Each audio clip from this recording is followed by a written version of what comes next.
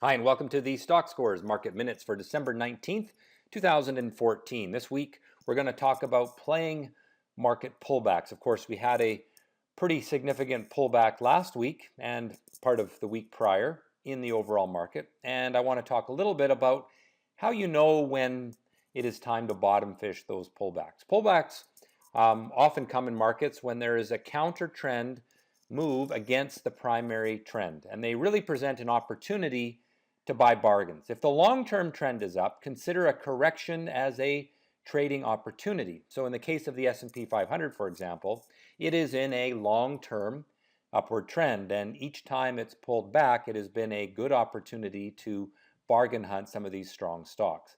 We want to watch the intraday chart for a break up from a rising bottom, provided the pullback downward trend line has been broken. Now this makes a little more sense when we look at a chart. So this is an intraday chart of the S&P 500 going back 15 days. Each candle on this chart is a 13-minute candle.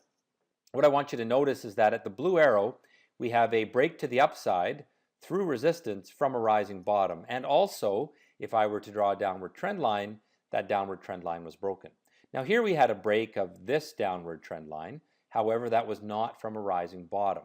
Here we had a little upward move, upward move, upward move, but each of those upward moves were from new lows.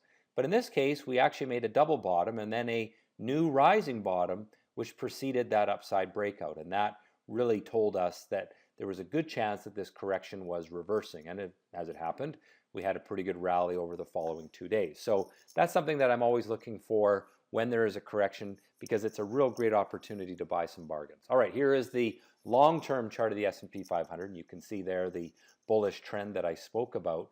The upward sloping channel here is really the trend that this market has been in for the most part over the last year and a half. We had that correction which took us back to the longer term upward trend line, which goes back a few years. But I think we're going to stay inside this channel for now. So good comeback this week. There's a bit of an odd tail here. That's actually not really what happened.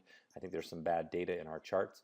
But my expectation is we will go back to the highs of 2 weeks ago next week and then get stuck there and maybe do a little bit of sideways action as we go through that slow period at the end of the trading year. Here's the Russell 2000, and it's building a head and shoulders bottoming pattern and could be setting up for a nice rally early in the new year, perhaps even before the end of this year. My sense is that we're going to start to see a rotation out of those large cap stocks, in particular if we see the US Federal Reserve change monetary policy next year. As markets start to expect that to happen, I think you're going to see money coming out of those large caps and starting to favor the small caps, which have really lagged through 2014. So I think this is an up and coming market, but I'm not really going to get too excited about it until we can break through that red line of resistance on this chart, which right now is at about 120 on the ETF. So we'll be watching that closely in the weeks to come. Here's a chart of the TSX 60. And it is certainly not as strong as the US indexes. You can see the falling top that formed. We did have a good comeback this week and holding some support here, but I think the sellers have still taken control of this market. And although we could see another up week or two, until we break that downward trend line here, I wouldn't get too bullish on Canadian stocks in general. Keeping in mind that there is really two markets in Canada. There's the commodity stocks, and then there's everything else. And the index here is heavily weighed down by the weakness in energy and mining. Speaking of energy and mining, that's really what dominates the TSX Venture, and you can see there the downward trend in the TSX Venture. Now it's notable that this week it closed above its open. You can see the little green candle for this week's trading action right there, and that's often a sign that we'll get a little bit of a bounce back. But until we can A, break the downward trend line, B, form a rising bottom, and C, break up from a rising bottom, I wouldn't get too optimistic about the venture stocks. US Treasuries are in a good upward sloping channel. They're at the top of the channel, which means that there is a greater chance we will see a pull back in Treasury prices, which means a rise in interest rates. So if you're thinking about locking in a mortgage over the next few weeks, I would do it sooner than later, because it does appear like interest rates are probably going to rise up a little bit over the next couple of weeks as we pull back from the top of that channel. On the US dollar, continued strength, moving to new local highs, and that is really the case here, is that the US market is the strongest in the world. Money is coming into the US for safety coming into the US bond market as well, and that has really helped propel the US dollar higher. Now that should hurt oil and gold, and it did hurt gold this week, but not in a proportionate way to what we would expect. So gold was down this week, but less than I would expect given the strength in, or pardon me, given the strength in the US dollar. So I think that there may be a little bit of fundamental sea change here with gold, in that it is trying to bottom, is trying to break that downward trend line. I am by no means a bull on gold. I don't want to give that impression, but it's certainly looking less bearish than it was just a few weeks ago. Oil really getting hammered, but this week it managed to close more or less where it opened after some early weakness during the week.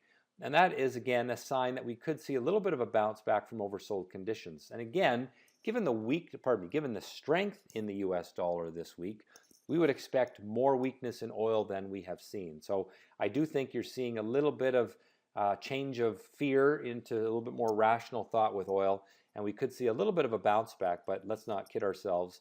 That's a parabolic downward trend, and it's got a lot of work to do to build back confidence in oil. Finally, the the short-term futures on the VXX, which is our fear index. It goes up when the market goes down, and in the past 3 trading sessions, it went down to reflect the market coming back.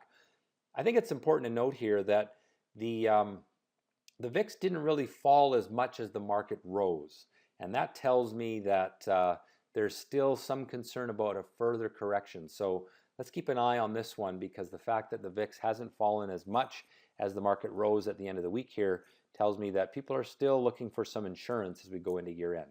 Well, that's the end of this week, and really my last issue of the market minutes for the year. I'll be back in 2015, but I won't be doing any videos over the holidays. So I just want to let everyone know that it'll be a couple weeks until the next market minutes video comes out. Of course, if you want to get an instant update when that happens, either follow me on Twitter or follow me by subscribing to my YouTube channel at stockscores.com on YouTube. Other than that, I hope that everyone has a great holiday. Just a quick wrap up of where the markets are. Bullish on US stocks as we come into the end of the year, but a lot of volatility there, so there's some uncertainty. Canadian stocks, long-term bearish, short-term neutral. It is trying to stabilize. Bearish on the long term in gold and oil, but neutral in the short term as they too try to stabilize. US stocks have rebounded from their short correction and maintained the long-term upward trend. Canadian stocks have also rebounded, but are not in as strong a long-term trend. We've seen that falling top form there. Gold and oil have shown some short-term stability, but are still in the control of the sellers, and therefore any trades in these areas should only be short-term for now. Well, I hope that everyone has a happy holidays and a great new year and a prosperous 2015. I will see you again in 2015. Until then, trade well.